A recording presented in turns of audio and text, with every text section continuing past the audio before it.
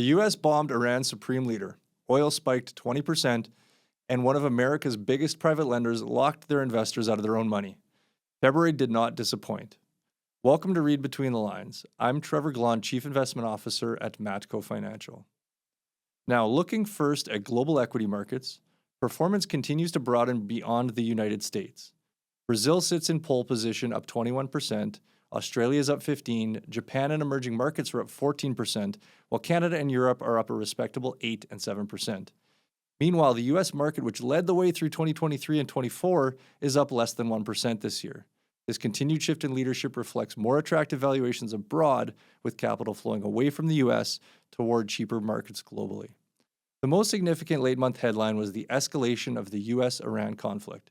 The United States and Israel launched coordinated strikes on Iran, resulting in the death of Iran's supreme leader, Khamenei.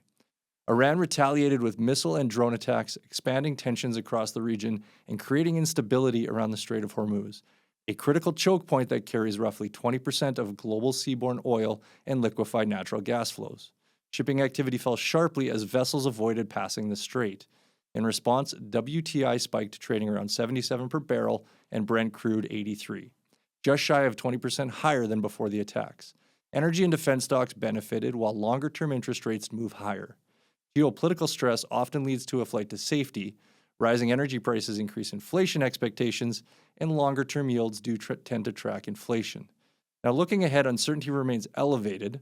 Prolonged disruption in the Strait of Hormuz could continue to support energy and defense sectors, though OPEC Plus production increases or a U.S. strategic reserve release could help ease pressure. It's just simply too early to determine how global energy markets will ultimately absorb this shock. Stress also surfaced in the private credit markets. Blue Owl Capital, who's a major U.S. private credit manager overseeing roughly $300 billion, halted redemptions in one of its investment funds after liquidity pressures emerged. The firm plans to sell approximately $1.4 billion in assets and permanently remove quarterly redemptions from a retail-focused fund. This is not a systemic crisis, but it does highlight structural vulnerabilities in private credit, particularly around liquidity, redemption structures, valuation, and transparency. Now, with good reason, it is an area that investors are watching very closely. On the central bank front, neither the Bank of Canada nor the Federal Reserve met in February. Their next meetings are set for March 18th, and no rate cuts are currently expected. Markets are pricing the next Fed cut for July 29th and none for the Bank of Canada this year. Matco anticipates somewhat more easing than what markets are expecting, with roughly 3 cuts from the Fed and at least 1 cut from the Bank of Canada in 2026, albeit these cuts are more likely in the second half of the year. Even without policy changes, long-term yields declined meaningfully in February. The Canadian 10-year fell from 3.4% to 3.2%, while the U.S. 10-year declined from 4.3% to 4%. That move provided a lift for bonds and dividend-paying equities through the month. Economic data was mixed. In Canada, we shed 25,000 jobs, a soft reading, while the U.S. added 130,000 jobs. This was viewed as relatively neutral. Core PCE inflation in the U.S. came in at 2.9%, while Canadian came in at 2.3%. Canadian GDP grew 1% through the year, and the quarterly figure was a softer negative 0.6%. Now, none of these releases really bothered markets, but they are an important piece of the broader economic puzzle. In several instances, we've highlighted that U.S. equities are no longer leading global markets. Investors are increasingly questioning how quickly massive capital spending on artificial intelligence will translate into real-world productivity gains. Evidence of this reassessment can be seen in the U.S. Software subsector, which is down about 20% this year. This does provide a nice segue into my February read, which is Prediction Machines by Ajay Agrawal. I recently heard Ajay speak at the CFA Forecast Dinner here in Calgary. The book frames AI fundamentally as a prediction tool and argues that as the cost of prediction falls, business decision-making will be reshaped. Although I found Ajay's keynote speech back in January very interesting, the first half of the book reads much like a textbook. It's organized into 5 sections, which are prediction, decision-making, tools, strategy, and society. I found the final 2 sections, strategy and society, the most compelling.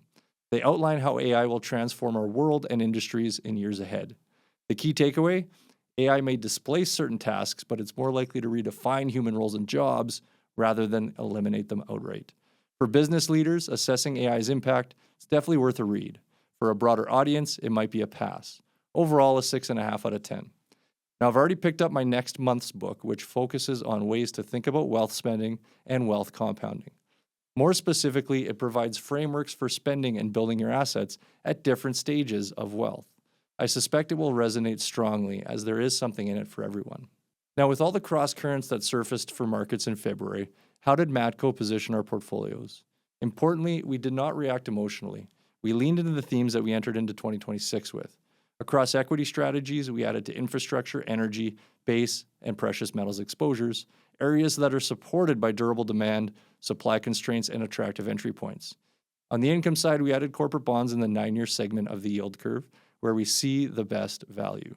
We also increased exposure to dividend-paying equities, particularly businesses operating in oligopolies with strong pricing power and resilient cash flows. Now, overall, we're very pleased with how Matco's investment platform has performed in the early stages of 2026. We often talk about diversification and discipline. I get it, I know this may sound mundane, but February is a clear reminder why those principles matter.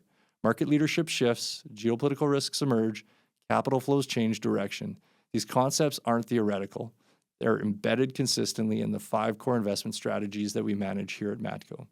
That's February. If this was useful, subscribe so you don't miss the next episode, and drop a comment. I'm curious to know what you're watching most closely heading into March. I'll see you next month, and thanks for tuning in.